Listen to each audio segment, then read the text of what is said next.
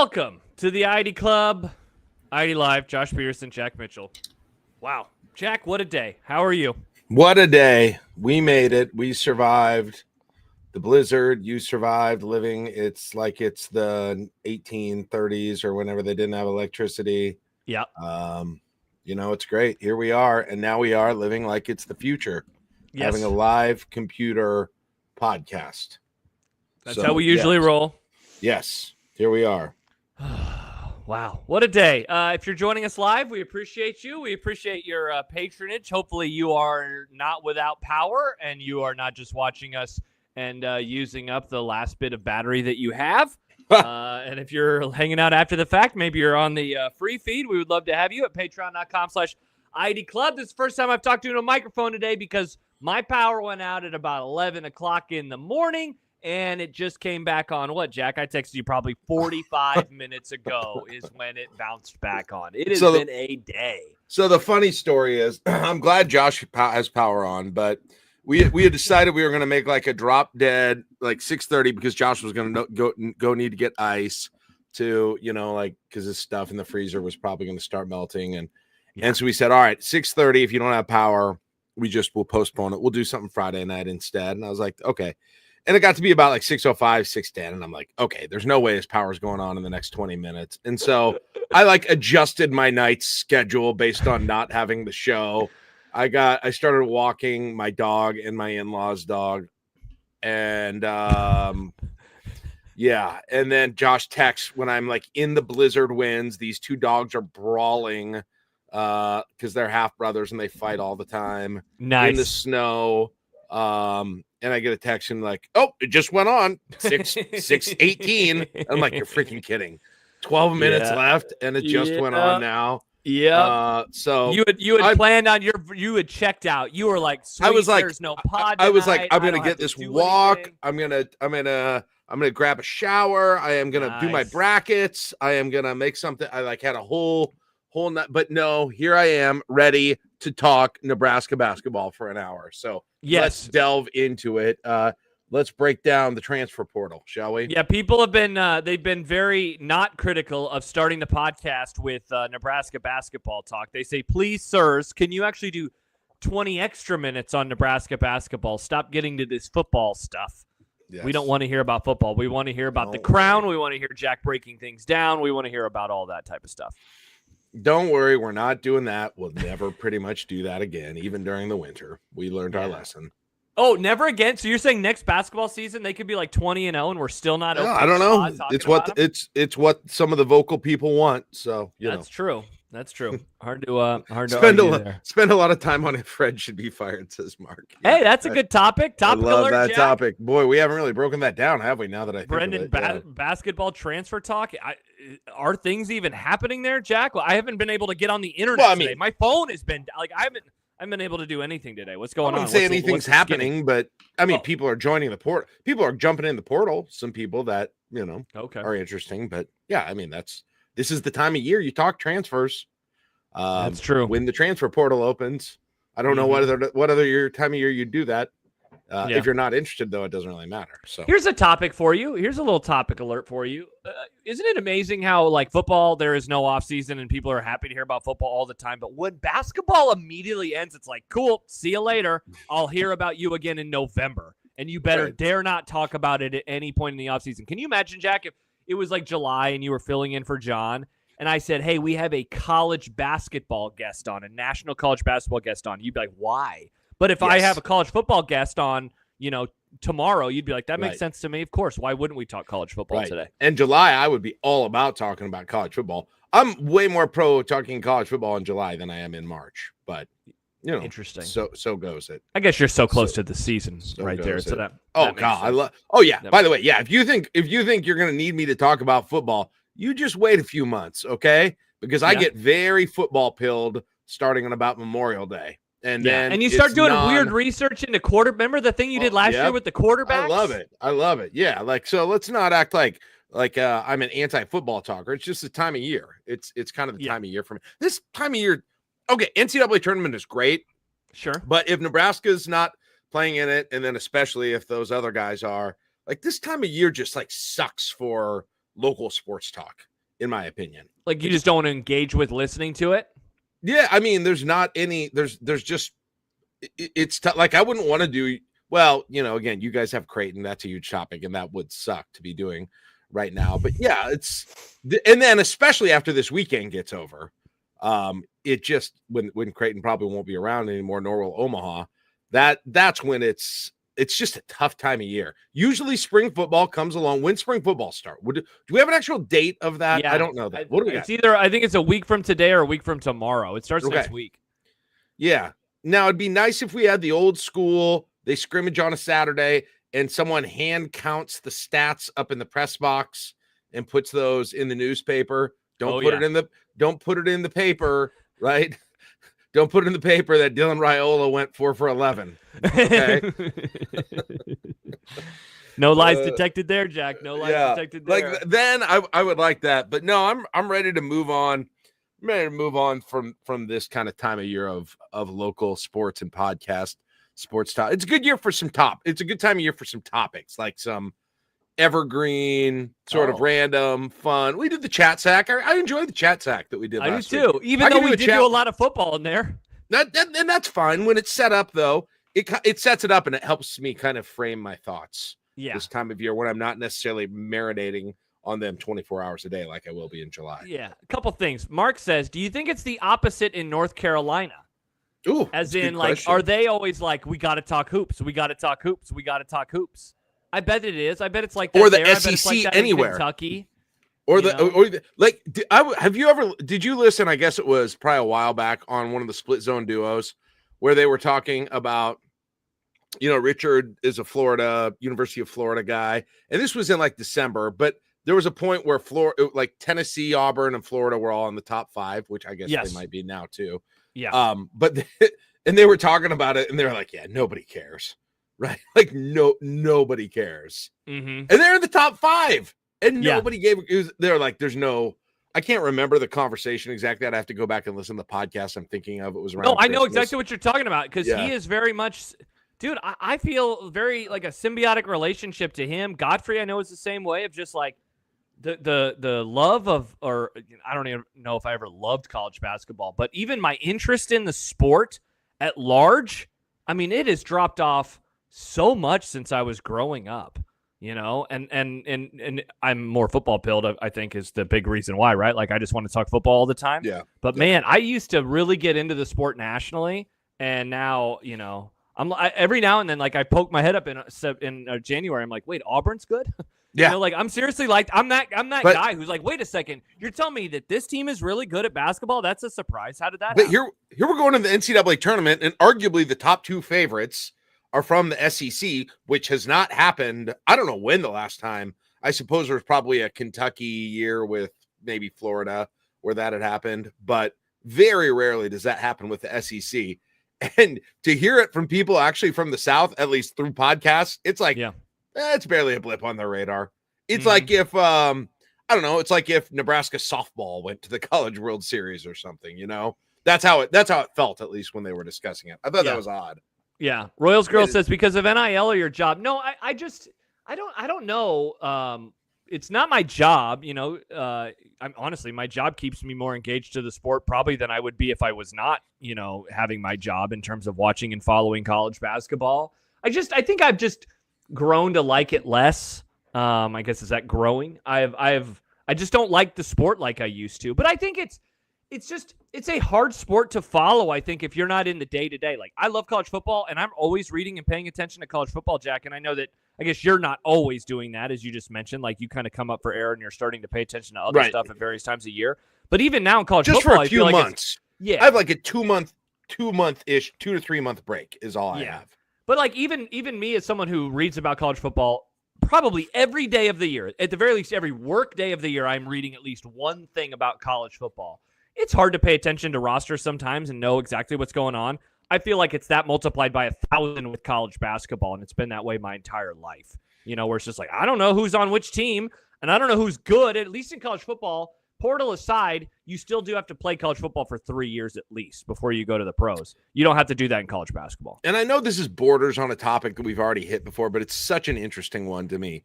during not only my childhood, but into my teenage years, and I would say young adult years, where, if there was an internet, it was the beginning of the internet. It wasn't, there wasn't social media, obviously.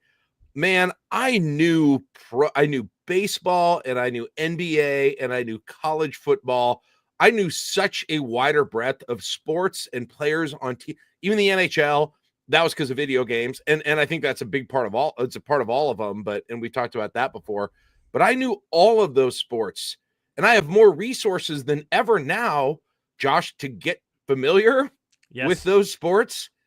I think it was a combination of Sports Center, reading the news, reading national stories in the newspaper, probably, video games, and then just watching stuff on TV, and not. You did have more time, because it was the only right? thing on. Because it was the only thing on. But yeah, go ahead. Sorry, I was just gonna say you hit something there, and I think about this all the time with baseball. You said Sports Center. Like, dude, I felt like I was so much more in tune with what was happening in all sports back when I was younger, because I would watch Sports Center every morning before school, and I'd watch it at night, before bed. And I remember in the summer in particular, in our basement, we got this old TV that was like a literal piece of furniture, right? It was like this wood on top, and like it had the TV inside of it or whatever. And we had that, and then we had another TV sitting on top of it, because the other one, somebody had donated it to us. And so one of them was hooked up to cable, and then the other one was what my brothers and I played video games on. And so no matter who was playing video games, all three of us were usually in the basement, and on the TV, that's where the volume would be, and the game would be muted, right? And so what would it be on? It'd be on ESPN. And so we'd watch Sports Center, and then Baseball Tonight would come on. And dude, I swear, man, when I was 11, 12, 13, 14, 15-ish, I knew so much more about baseball, because Baseball Tonight was on every single night. And so it was just like, even if I'm not watching games, I knew who the good players were, and I knew who the good teams were. And so like by the time the playoffs actually showed up, I did have like kind of an interest in, hey, who's going to win? Oh, the Twins are good this year. Maybe it'll be the Twins. Certainly the Red Sox and Cubs years were really, really interesting as a kid, because like, oh man, are the Cubs going to do this? No. Bartman, are the Red Sox going to do this at first? No. Because of Aaron Boone, and then they won it the next year. But I think that played such a big part in my intake of sports then. Now, I never watched Sports Center. I know, right? Why would I watch Sports Center? Like, that seems stupid. Like, it's odd, but like, I should turn it on sometime. And I'm afraid it won't keep my attention, though. That's how everything is now. Like, I'm afraid I'm going to have too short of an attention span to even watch it. Like, but if they went through the NBA, if I were watching the NBA highlights every night, I sure as hell would know a ton more NBA players. If I was watching baseball I still know baseball. I don't know it nearly as well as I do, but I'm at least a fan of baseball. But that's Sports Center is a huge one. Playing video games regularly is another huge one, I think. And then again, the other thing I think is for me at least, I read the entire sports page of the newspaper every day of the Journal Star for me, or the Star for me. And that would be local stuff and national stuff. And I would look at the standings every day in the morning, and I would look at the box scores every day. And I think that's the difference, is that there's nothing that packages all those things together anymore. Really. I mean, there probably is, but I don't know what would it be. It would be Sports Center. Sports Center, or I guess it's Sports Center or Sports Center, but but I don't even, I have this perception that show is way different now. And I guess I've watched some, but I guess I don't even know if that's the case. I feel like it's a lot of extra discussion and analysis that didn't used to be there. Yeah, that'd be a good question of like the traditional late night Sports Center, which was always the one that was still airing in the morning, right? When you got ready for school. Like, is that you'd watch them over? You'd watch it over and over and over again. Over and over again. But it's like, is that different now than it was then? Like, obviously the Scott Van Pelt Sports Center is personality forward, right? It is SVP. It is his own twist on things, and they do bits and they do segments and they do all sorts of stuff. But they still do show highlights, and in the midst of that, they also do like interviews or whatever. I wonder about the traditional overnight Sports Center. Jeff Sheldon, who's hanging out tonight, he brings up something good. The internet fragmentation of media essentially ended the need for Sports Center and Baseball Tonight. And that's true. What's that phrase where it's like, a mile wide and an inch deep? I mean, that is, I guess it's kind of it's maybe a mile wide, but it's also a million miles deep, but it's just like little tiny areas. Like you and I are going to talk Husker football to death in the fall. And so if somebody wants to hear about Husker football, they can go to a variety of places in our local sphere and find that. If I'm a Lakers fan in 2001, it's hard to pay attention. It's hard to follow the Lakers beyond just national discussion. If you're a Laker fan in Omaha, Nebraska in 2025, how many podcasts can you watch? How many YouTube shows can you watch?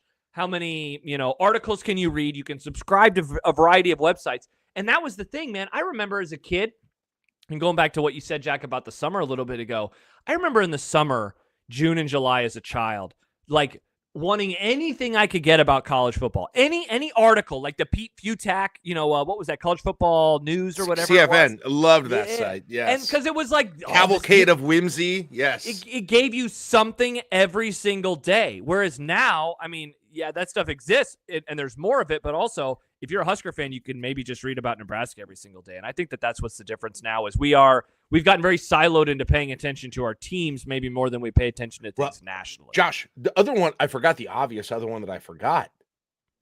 National Sports Radio. Oh, yes. Oh, yeah. Dan Patrick. Nobody, well, I shouldn't say nobody, but I'd be interested if any of our commenters, I'm sure do you listen to any national sports radio? No. But in, I don't know what year, in 2006, did you? Of course. I listen to Cowherd. I listen to Dan Patrick, So when I worked in the late Every 90s day. in 2000, the summer, I listened to national sports radio finally at the very end of that, I started Unsportsmanlike Conduct started coming on. I'd listen to that, but I would listen from at least 8 to 2 to national sports radio. If not 8 to 5, because I worked outside and I could wear headphones. Yeah. And so I heard him talk about, I still remember it very well. The year the Knicks played the Spurs in the NBA Finals. Like I heard talk about an individual NBA Finals game for 2 hours at least during the course of a day. And so like I could, after you hear somebody talk about a game so much, you're like, well, hell, I kind of want to watch this now. You have an interest in it. Yeah. Right. And like that doesn't, I was just thinking about the other day. I was flipping around or something. I don't remember. Or I couldn't think of anything to listen to. And I was like, let's see what's on ESPN radio on Sirius XM, which I have, Josh. Classic Jack. Lots of people like it. This is your worst take. But I turned it on. I was like, man, I don't even know who's on anymore. I don't know their schedule. I used to have it memorized. I used to have multiple networks, national sports. Obviously, Jim Rome was a thing for a long time. But like, local radio has killed national sports radio in my mind. Of course, at least as a consumer.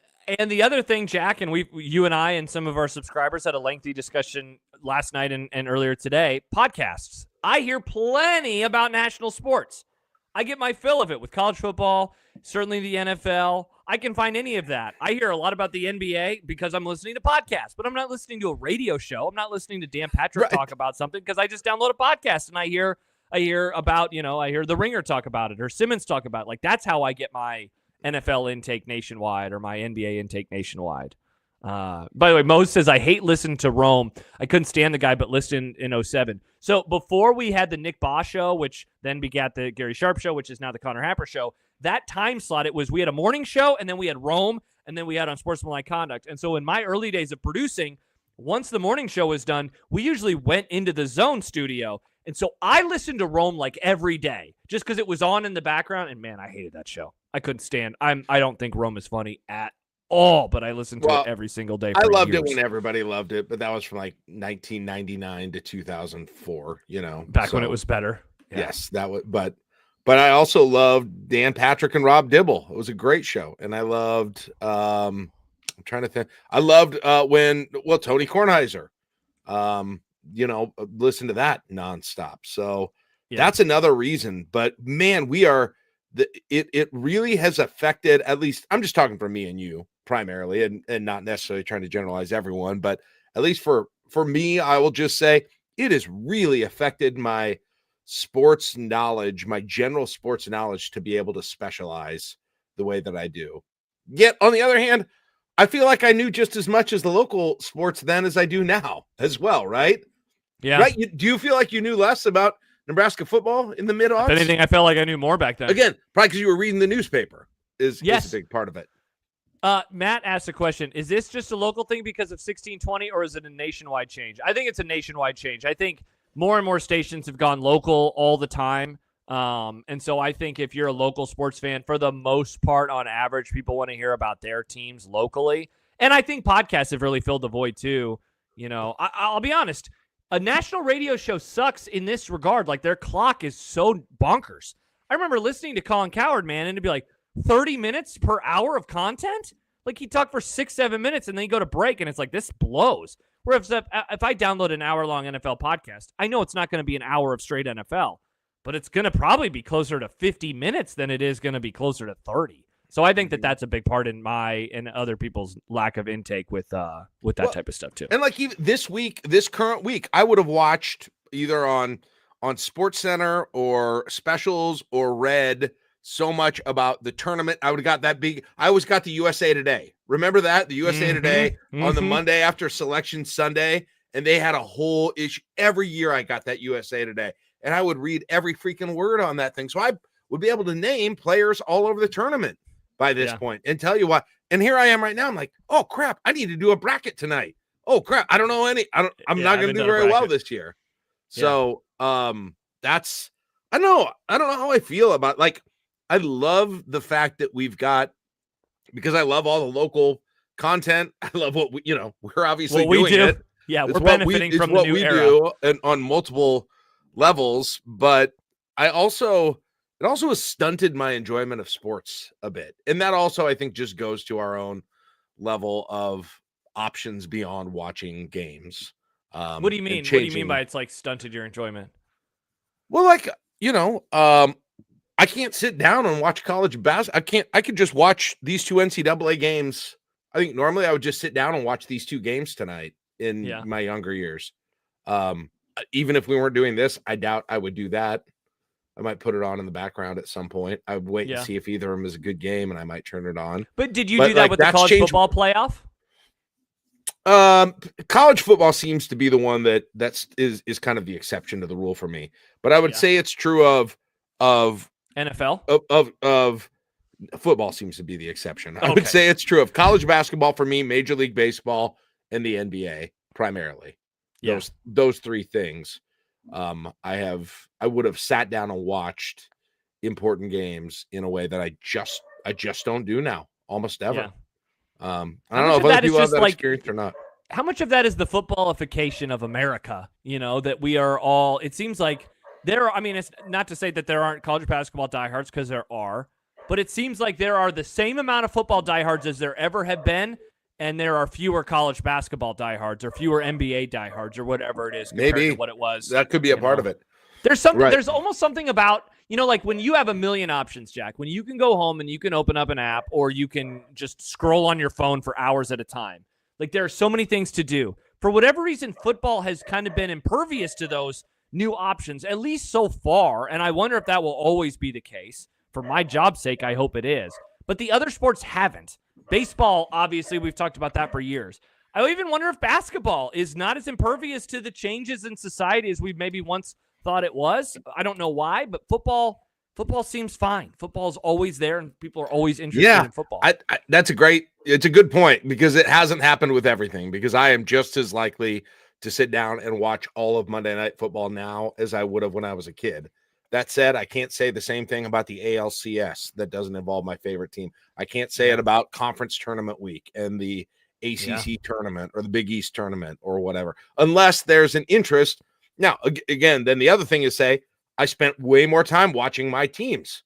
All my teams' basketball team games are on TV. All my teams' college basketball, all my college football teams games are on TV. All my Major League Baseball team. I mean, I spend 50 times the amount of time watching baseball games, actually, but just of one team than I used to. So that's the other, again, you specialize in your own team to some degree. Let me ask it this way. Okay, because now we have all these options. Do we actually like a sport? Let's just say basketball. Let's just use basketball as the example. Do we like basketball less than maybe we thought we did as kids because it was the only thing on back then? And so it's like, well, if I want to watch something tonight, I got to watch basketball. And so maybe it's not that you have changed. It's just you have more options. And if you had more options back then, you also would have chosen the other options instead of just basketball. But other sports options, you mean, or just other options generally?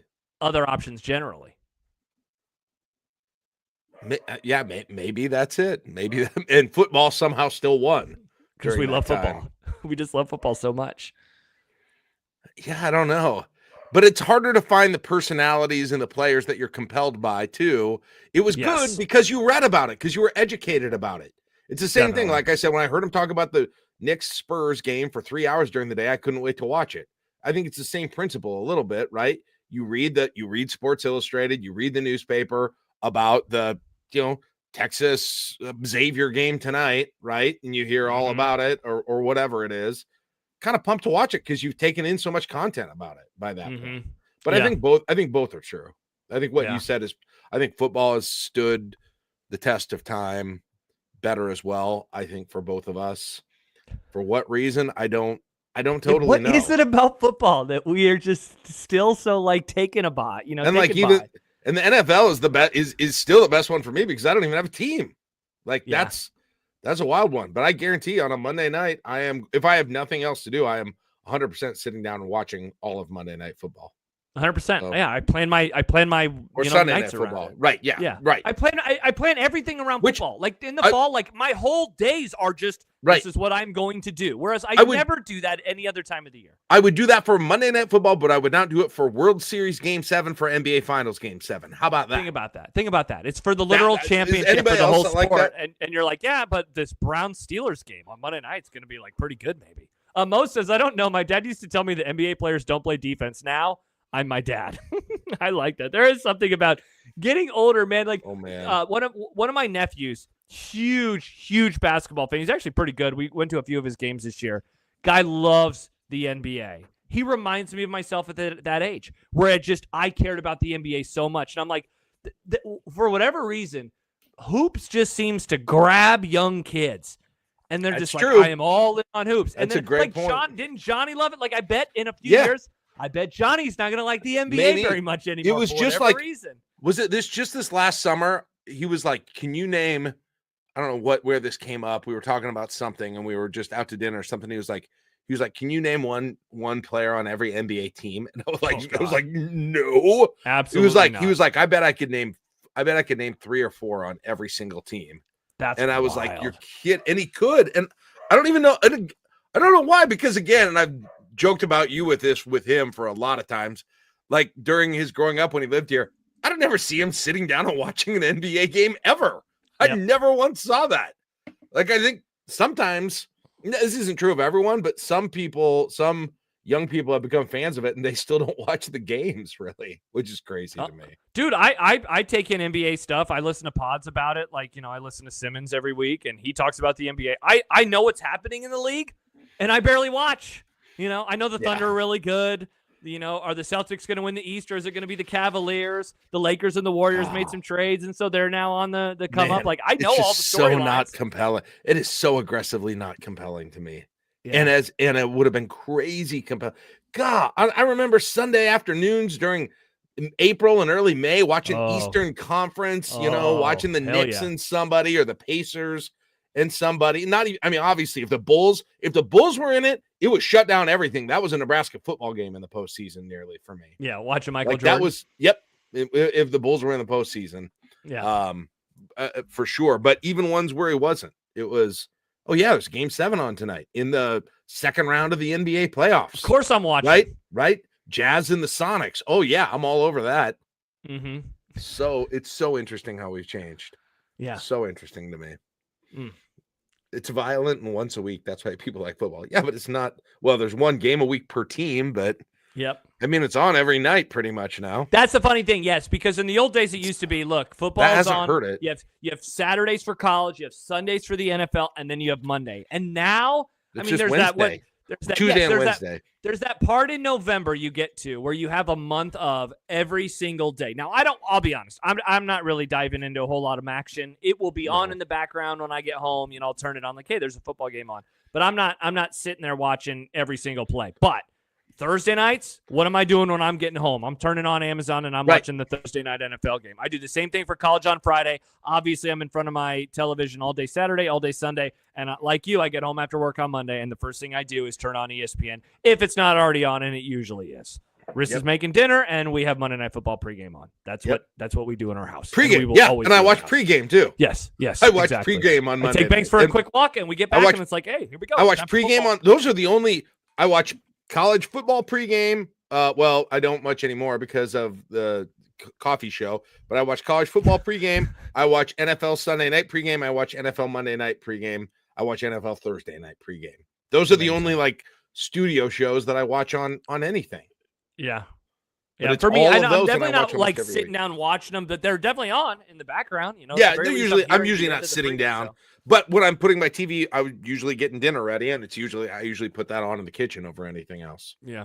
So. Going back to what Husker Fam you said, I mean, the violence component it cannot be underrated. Like we really do as a society, we love violence. Though I've always then wondered, Jack, why don't we love hockey more?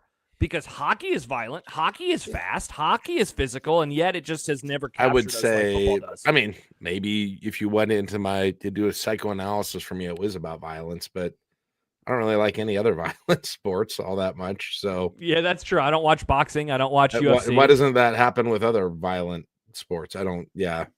I'm not sure. Maybe maybe I don't understand my own brain. Mo says MLB is the opposite. I've tried to get into baseball based on the lack of appointment viewing from what people tell me. Just can't really get into it. I try every year, you know, and we'll have it on, but you got to have a team. You just got to have a team. I mean, I'm still not sitting down and watching anyone but my team in the regular season ever. Yeah. Never. For sure. Maybe if there's nothing on, I'll turn on that MLB TV whip around thing, which is kind of fun to watch, but that's it. Yeah. That's it. You kind of got to have a team. And that's completely changed because you could never watch. You watch all the Braves games, all the Cubs games, right? And then there's some teams you wouldn't see an entire baseball season on TV, which is wild to me. Yeah. And that's why like the All-Star game was so important, you know, or just the playoffs in general. You know, oh my gosh, AL versus NL. Yep. Yeah. You want to talk about something that kids today, and I include myself in this, cannot relate to. The interleague play being like a massive thing and like how important that was to the sport of baseball when it was introduced in the 90s. Like, oh, cool. The Cubs are playing the White Sox. Like, it's like that's so old hat by this point in time. Yeah. Yeah, for sure. Oh. All right. Well, that was an interest. It's bad. I can't tell if I'm happier now about sports or less happy based on that conversation, you know? Yeah. Because I think I'm happier when the things I like are in season, which is what started this entire thing. Mm-hmm. And it's worse when the things I like are not in season. You're disengaging more when it's out of season. So this time of year kind of sucks. Again, I love the first 2 days of the NCAA tournament. I'll never not love those unless they expand it and screw it up. But once that's over, you know, I'm not looking forward to the NBA playoffs to take time. You know, I'm not. So this. And is it still too early for you to really start doing Husker football stuff? Well, I mean, what are you really going to do on a Tuesday night? You know, I mean, it's not like it's an immediate entertainment option. Yeah. I meant more like in the sports talk realm, like because I was joking about this with Stibbs yesterday because he filled in for John, and I said, you know, once Creighton loses, when their season is done, I mean, it kind of becomes football season again. It was, I mean, and it's getting way less fun because they're not winning, and we're all tearing each other's heads off constantly about our takes. That's true. All it is an argument constantly, and so it's way less fun. Yeah. So I'm not too anxious to. You're not ready to dive back into debating about if this is going to be about everything. They need to win. That's an interesting question to me, Josh. How much does that? Because we all know. Listen, we don't have the elephant in the room. We have constant disagreements about Nebraska football in here, particularly Nebraska football. You know, sometimes between me and you, sometimes between one of us and a commenter, sometimes between the members, and they like live on forever and ever and ever. Like it is the thing that divides, right? We can all, you know, they exist with multiple people. I've been involved in multiple of them, right? What I want to know is how much does that go away if Nebraska starts winning? Yeah. How much does that just constant infighting between this fan base go away if they start winning? Because I don't know, like I don't know. Is Jeff still here? I don't know if Nebraska volleyball diehards are fighting, debating stuff all the time. Yeah. I don't But follow Jack, enough. there's I don't follow a winning Nebraska program, so I really can't even remember what that feels like. But there's a difference, right? Between, because like you said, if they win, like volleyball is, they don't win. They dominate, right? Like they are a force. Because like, so think back to the first half of last season. They were 5-1. They were 5-1, which was their best record through 6 games since Mike Riley's second to last season. 5-1, and yet the conversations were horrible. Every week, everyone was just always fighting. Every single episode, everyone was always fighting. And so, no, I mean, why? I don't want to get. That's social media. We are as a society now. Like, we're more critical. Was that what it? I don't know. Is social media done it? I'm not sure. I mean, that was 10 years ago too. So, you're talking about the Riley year. Yeah, the one you're talking about. It's not even like current history. Yeah, so to speak, or current events. Yeah, because like I remember for years saying, man, it will just be like if they can get good again, I think people will just be so appreciative of it, and they'll just like, it would lower the temperature, and it definitely did not seem to lower the temperature. The temperature seemed the same temperature. Like, will Husker football talk ever be fun again? Yeah, I mean, maybe it really would require just like a dominating year. But like, what if they had an Indiana type season? Like, because Jack, you know it. I mean, people did it nationally with Indiana. They debated, but who have they actually played? Who have they actually beaten? And people did. Hey, speaking of that 2016 Mike Riley season, people did that around here. Now, I will say this: a lot of that debate about the 2016 Huskers and if they were good or bad was because people hated Mike Riley. And so some people were just like, no, they're not good because I don't want Mike Riley to be good, so he's not very good. But I mean, look, Indiana, essentially beat nobody last year. What if Nebraska had a season where they ripped through the year and they kind of beat nobody? Would there be people locally saying, yeah, but? There probably would be, because that's just kind of how people are as a society now. Well, let's see. Was there any negative? Well, I guess I was one. I was trying to bring back, I was like, what's a positive moment? Well, beating Colorado, right? That was awesome. Yeah. That was awesome. I'm trying to remember what the time after that felt like. Well, we were like, but the second half kind of. I remember. Mine was not a serious critique, but I was like, I was at this emotional high at halftime. I know, and it felt like there was like your buzz wore off pretty quickly in the second. You were drunk, and then you were like, you're still at the party, but you're like, it's exactly what it felt like. Starting to get hungover at the party still. Right. That's exactly what it felt like to me. It didn't even. By the end, I barely. This is stupid now. But for whatever reason, the way my emotions worked that night, like by the end, I felt disappointed because it didn't feel like the way that I pictured the second half to go. Now, it wasn't necessarily, I'm sure it was probably a little bit negative about how things turned out. But I'm just trying to remember when the times were good, what has the conversation been like? And there have been so freaking few times that you have to go back to Mike Riley and I have to go back to a single game to even try and make a frame of reference about what this was like when we lived through it. In the short times we did live through it. So I don't know, man. I don't know. I hope we get better. I just want to. It's so freaking wild. I mean, talk about an over discussed topic. It's so wild. How do this fan base for Nebraska football, and you can include Nebraska basketball in there or not, but so freaking do. For just a break. Give us a damn break. I know. Give us all a break. Here we are lamenting about how we're all ripping each other's heads off constantly because we're so freaking stressed out by the last 25 years of football. Like, give us a break for several years. Yeah. Man. Masturbator says, oh, sorry.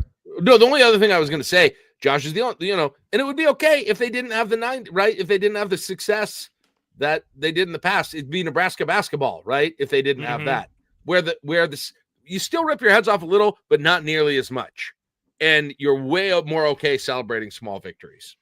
Yeah, couple things. Masturbator says Nebraska's name doesn't allow us to have that kind of schedule. Even if we suck, the conference knows people will tune in to watch us play Ohio State, Michigan, and Penn State. I'll disagree first of all because Indiana did play Michigan and Ohio State. It was just that Michigan was bad. Though Michigan did keep it close, and then they were actually kind of good at the end of the year. Also, that if you just want to play the helmet game, go look at Nebraska's 2025 schedule. You'll be a little surprised at how few helmets are on there. It's Michigan and it's Penn State, and that's it. In terms of helmets, if you want an Indiana schedule, It depends on. Let's see what happens with some of the other opponents. 10-2, baby. 10-2. It's fairly manageable, at least in terms of helmets games. Royals girl, this is a great question. Do Chiefs fans have fun talking sports? Great question. My response is no. They seem miserable. But you know what, Jack? You know why I think they're miserable? It's because they can't just enjoy their success in a vacuum. They have to log onto the internet and argue with people about how good the Chiefs are. That's all they do. All Chiefs fans do is argue about how good. No, we are good. No, we are. Are we missing out on? Although at least you're unified against everyone else in that scenario. That's true. They are, and you're not infighting. That's what this fan base needs is a war against someone else, and you kind of had that against Colorado. But you've got to find out that your enemies are not wearing the same colors as you. That is definitely true. You're right. Chiefs fans, as miserable as they seem from the outside, as someone who's like, God, you guys have the best quarterback and you always win Super Bowls and you're still mad. They are mad at us. They're not mad at each other. They're hated. Yeah, and they're hated.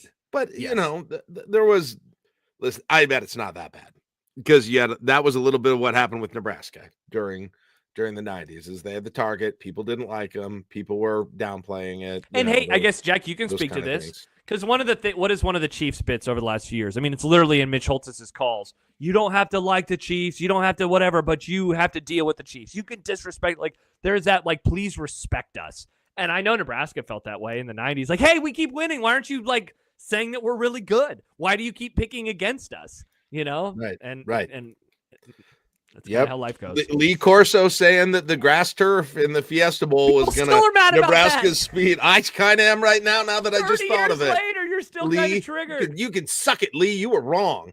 I'll come tell you that to your face. Yeah, people do love telling other people that they were wrong about something. That's definitely a big part of it, too. I don't. You don't?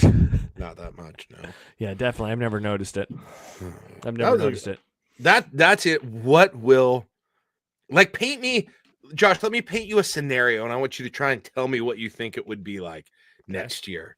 Okay. Nebraska goes on national TV Thursday night primetime game. Most of the country is watching it.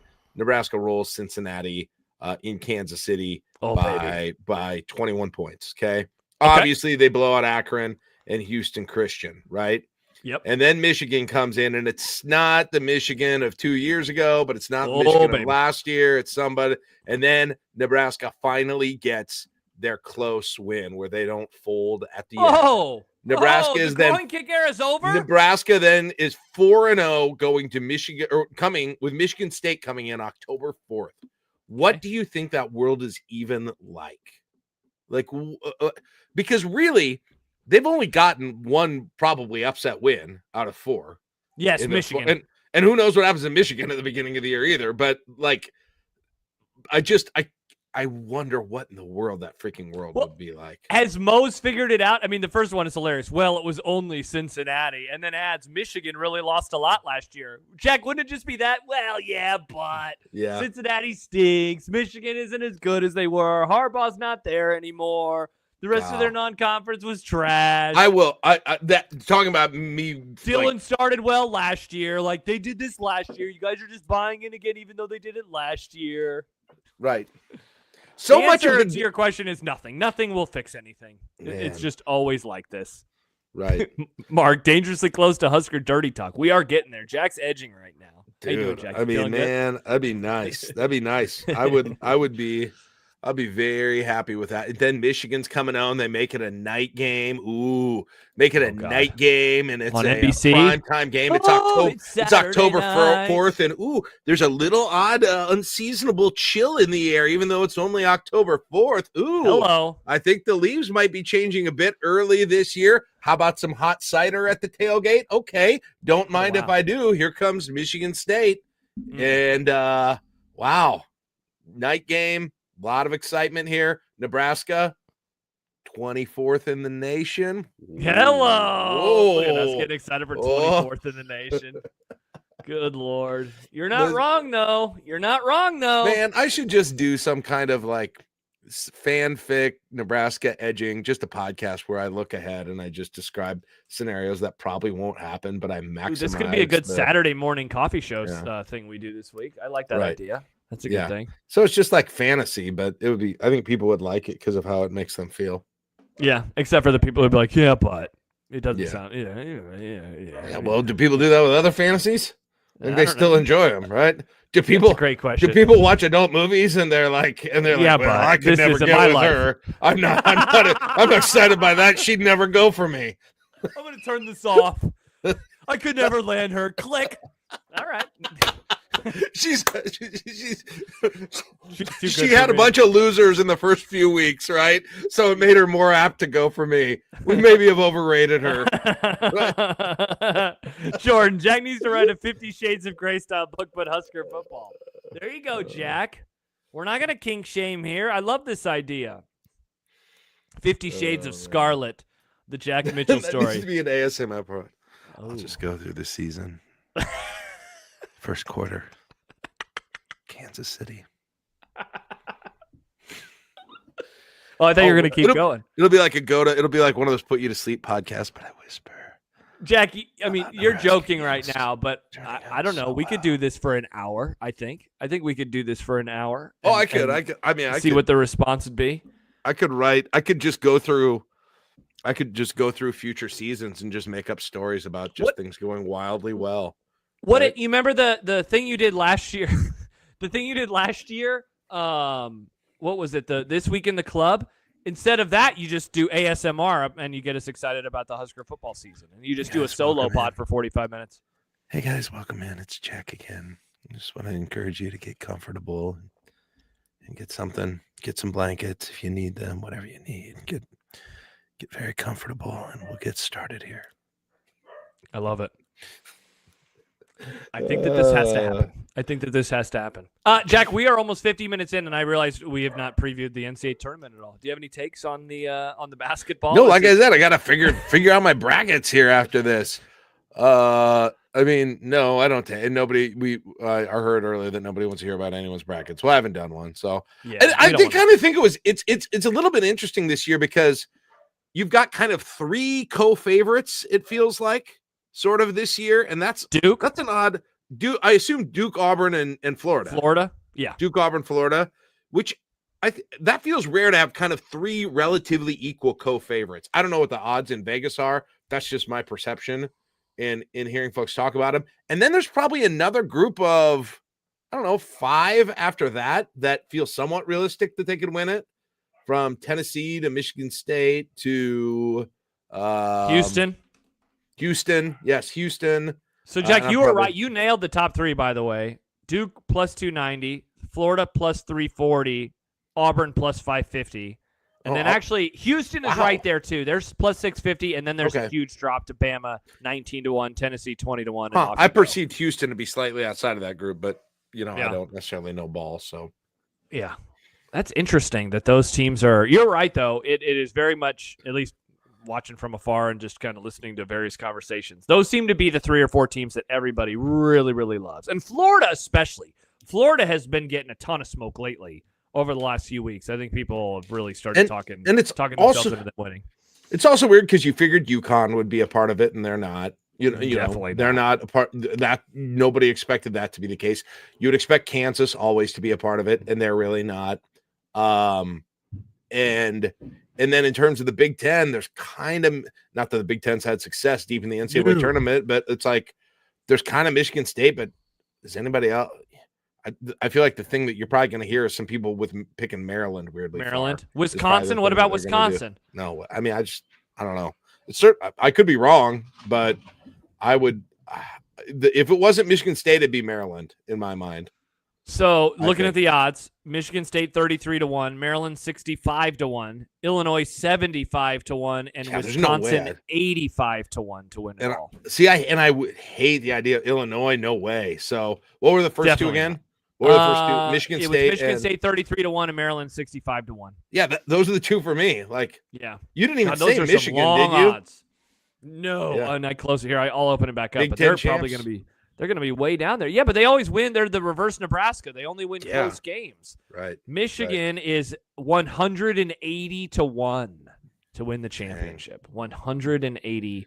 Isn't that wild that we are at the final? I mean, this is a championship bracket. This is the sport now at the very end. And it's like, okay, I can't be. I am reading it right. They are. Wow, that is an insanely high number. Wow, that's wild. Absolutely wild. Yeah. So I think that's kind of, and no, North Carolina, obviously, that in terms of, I get it that they won, but you just have a bunch of teams that normally are in that discussion or have been in the last 10 years a lot in UConn, North Carolina, and Kansas. Gonzaga's not in that mix this Gonzaga, year. that's another one. Yeah, that's Villanova obviously is. I mean, they're not in the tournament. You've replaced them with Auburn and Tennessee, right? Yeah, and, Villanova as well. Yeah, and like think of Jack. Remember that Final Four 4 years ago when it was Carolina, or 3 years ago, Carolina, Duke, Villanova, Kansas, because it was literally the blue blood Final Four, and it was all blue teams. And now the only good team among those 4 right now is Duke. Otherwise, all the other ones suck. I know North Carolina won by 1,000,000 points last night, but Villanova had to fire their coach, and Kansas has been mid as hell this year. Yeah. I mean, it's crazy. The 4 favorites, 3 of which come from one conference and the other from the Big 12, meaning no Big East, no Big 10 favorite, no ACC favorite. Yeah.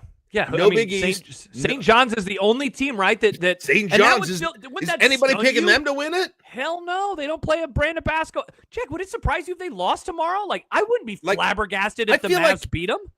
I feel like in some ways, because it seems so straightforward, this might be the craziest. Could be wonky. You're going to have you're going to have one of these weird runs by a low seed or something like that. That would not surprise me at all. That wouldn't surprise me. And watch it end up being somebody like North Carolina or Kansas, which. Well, I did have this. Let me see if I can find it real fast. I had this stat earlier this week. Yeah, here it is. This was from The Athletic. I think was this Rexroad? Yeah, Joe Rexroad. So how about this? He wrote, "Don't blow it, SEC. Here's how you avoid that.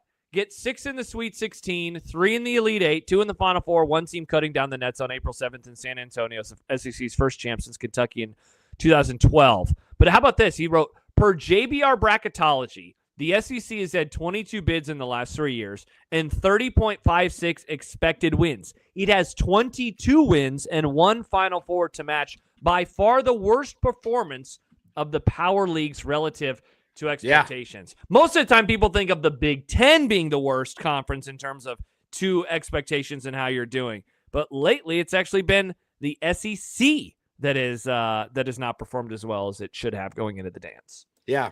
Well, and I realized I forgot Purdue, right? Mm-hmm. Purdue, not really. I mean, like last year, UConn, Houston, Purdue, North Carolina were your top seeds, right? 3 of them are not even really considerations to win it all. 2003, Alabama, Houston, Kansas, Purdue. Once again, everybody but Houston, not really a consideration to win it all. 2022, Gonzaga, Arizona, Kansas, Baylor. None of them. Wow. Probably. I mean, I suppose 2021, Gonzaga, Baylor, Illinois, Michigan. Right? Again, 2019, there's Duke, Gonzaga, Virginia, North Carolina. 2018, Virginia, Xavier, Villanova, Kansas. It's such to have no Virginia, Villanova, Gonzaga, UConn, Purdue, North Carolina, Arizona is just, it's wild. It's wild because it goes so much away the way things had trended over the course of the last decade or so. You got to go back to 2014 when Florida was a number 1 seed when they were really in the mix there. Wow. So. It is wild to me still too that the SEC is this good. And like I know it can be, you know, you can figure it out pretty easily. They have really good coaches, but it's just still nuts to me that the SEC is this good at hoops. Yeah, there's a lot of conferences who have had great coaches over the years. Mm-hmm. Yeah, I did switch. Maybe I ought to play that. Maybe I ought to go all in on the SEC is overrated card when I do my bracket here in about 20 minutes. Not a bad idea. Let's see what's your non-SEC Final Four? I guess I don't have the bracket in front of me, but Duke,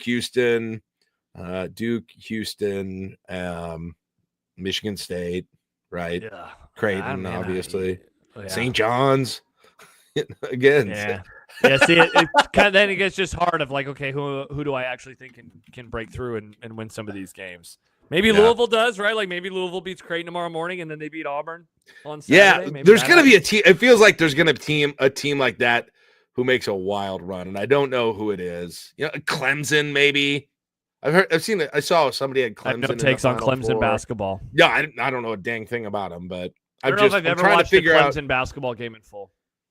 Because like you get to a certain level and you're like, okay, none of these teams are going to be able to do it. Like, I mean, Creighton, I don't feel like Creighton's going to do it. Then right above them is BYU in terms of odds. People Missouri, do like BYU, Michigan, Jack. Maybe BYU is the same team, odds as yeah. Creighton. People Oregon, like BYU. Creighton. These teams have the same odds. Louisville, Michigan, Missouri, BYU, Creighton, and Oregon. Interesting. So, and then you go the level above that. Give me BYU of that group. Illinois, Clemson, Texas A&M. Group above that, Kentucky, Wisconsin, and Maryland. So maybe Arizona finally makes a wild run for this thing. Matt says Iowa State, Texas Tech. D'Lo says this Iowa is very State. top heavy. I forgot about Iowa State.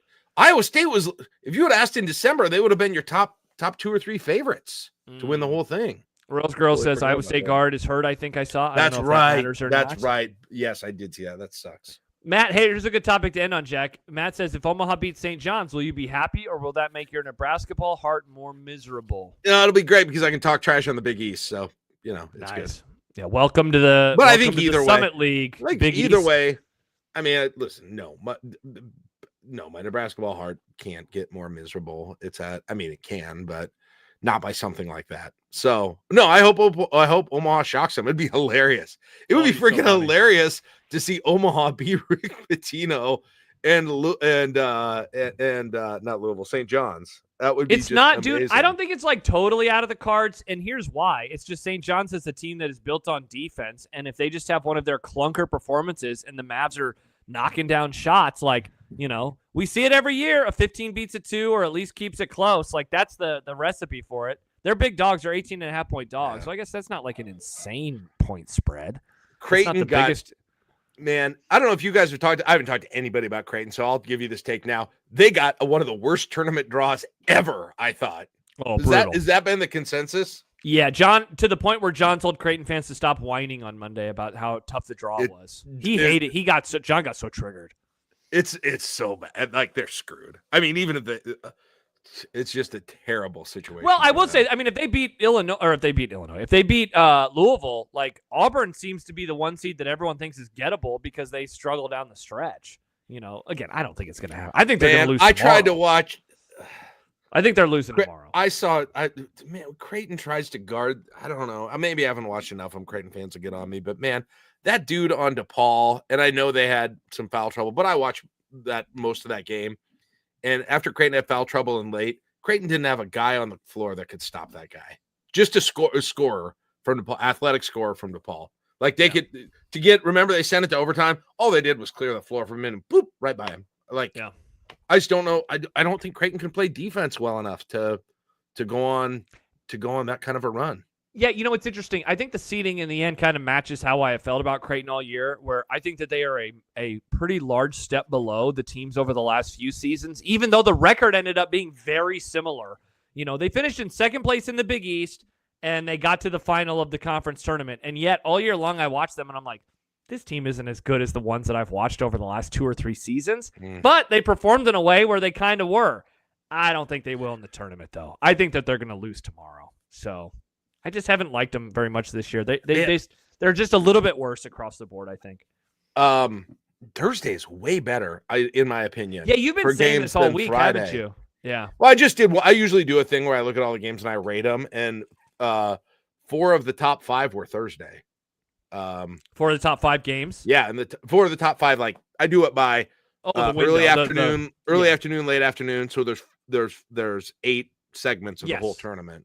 What's the best window? I should look up my tweet. Isn't it the night one tomorrow? Don't people I think it was really Thursday. Like the night one? I think it was I think it was Thursday late tomorrow. Yeah. The one with Omaha and St. John's, the last window of the night. Yeah. Yeah. And this was very subjective. It was the games that I'm interested in. Like, I gave a better ranking to the early games because I'm interested in the Creighton and Wisconsin. And because I think one of those Big Ten teams might actually get beat too tomorrow early, like Wisconsin or something random. And Creighton will be playing at the same time. But still, I just thought the games are way more interesting on Thursday than Friday. Rose Girl, I love that Jack has rated the game windows but hasn't done his bracket. Well, that takes a lot less work. I mean, if I want to do the bracket, I want to win some pride for entertainment, purposes only. But gambling's legal in Nebraska now, Jack. You can win money. It's okay. I don't mean to brag, but I tend to do pretty well, even in bowl pools and NCAA tournament contests. Although we happen to have a ringer in the freaking club on bowl pools who has beat me by 1 spot 2 years in a row. Sad. Josh, I don't know if you're out there. Not you, Josh Peterson. No, I know who this Josh is. Yes. I went to college with this Josh. Man, that dude is we need to get him on the old gambling channel and put down some picks because that dude has won 2 bowl pools in a row, right? Didn't he also, was he the one who won the regular season pick'em contest too? Like, I don't know. It was whoever won the regular season pool that we did this year kicked ass. It had an incredible winning percentage. Like, would have made good amount of money even on $10 bets. If you win one of those, you have to put you have a duty. You have to put down your picks for the week for everyone to tail. Not a bad idea. But then the next season they would definitely suck. Then they fall. Like, I hate your guts. Apart. Right. You're like Husker football. I can't take any joy in any of this. Right. All right, that's the podcast. That's I-80 Live. Look, Jack, we got it done on Wednesday. Let's go. Incredible. Thanks everyone for if you had your email notifications on, you're probably like, what the hell is going on? We appreciate everyone for joining us though today as the power came on within 45 minutes of this one starting. We'll be back on Saturday morning. Also, if you missed it, Lincoln and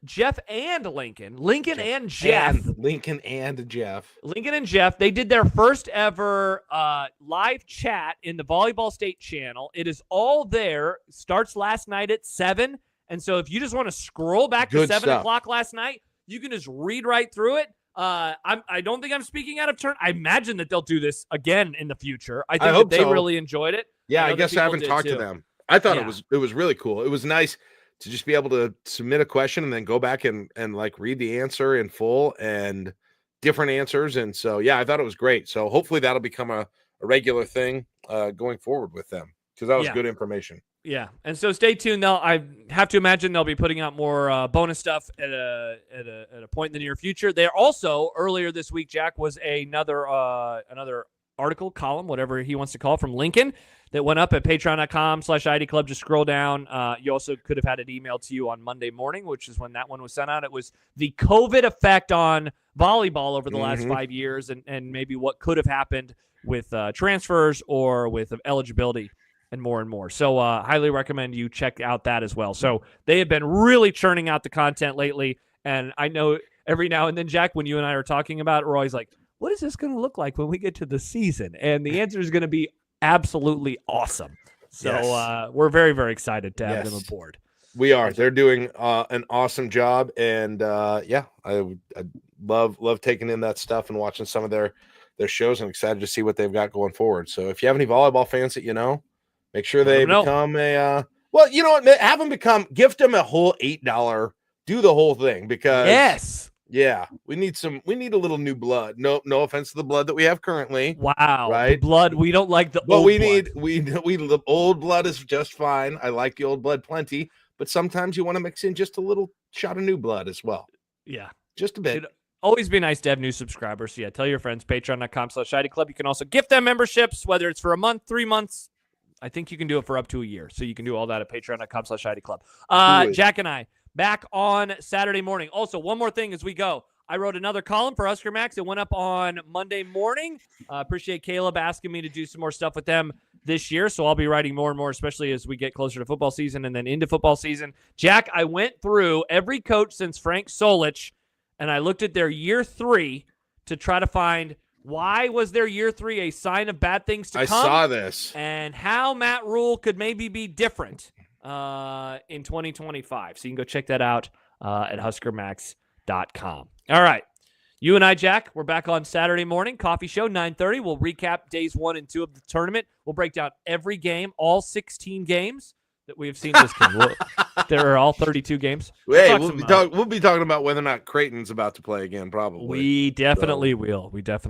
All right. We're back on Saturday. Thanks again for joining us. Be safe, everybody. Make sure that the power is good and everything is where it needs to be. Get that sun shining. Let's go. There you go. Get that sun. All right. For Jack, I'm Josh. We'll talk to you later. Goodbye. Bye.